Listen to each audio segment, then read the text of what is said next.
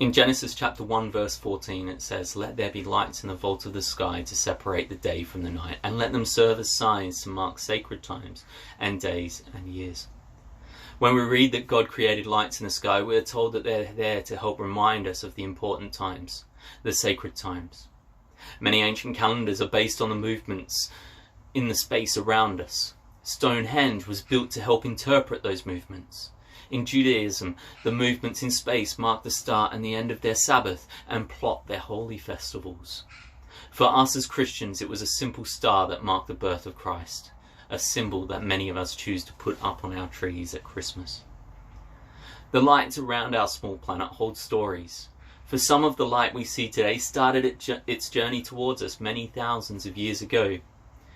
At Christmas this year, the light that started its journey from Alpha Centauri when my eldest daughter was born will arrive to our eyes.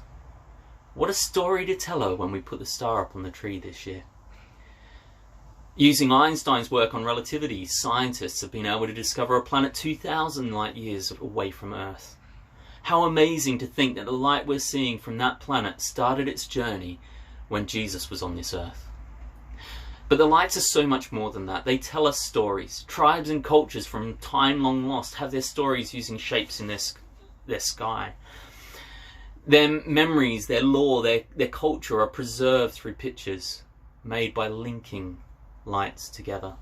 These stories are bound up in the space around and between us, many still telling their stories to us thousands of years later. Stories are important. What do you see when you look up? Do you wonder how the scorpion got its name?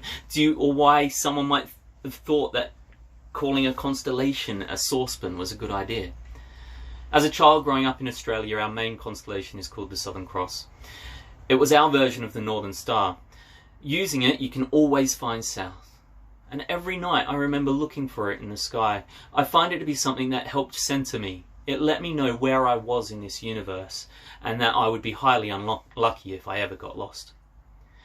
When I return to Australia for a holiday, it's a constellation I will still go outside and look for.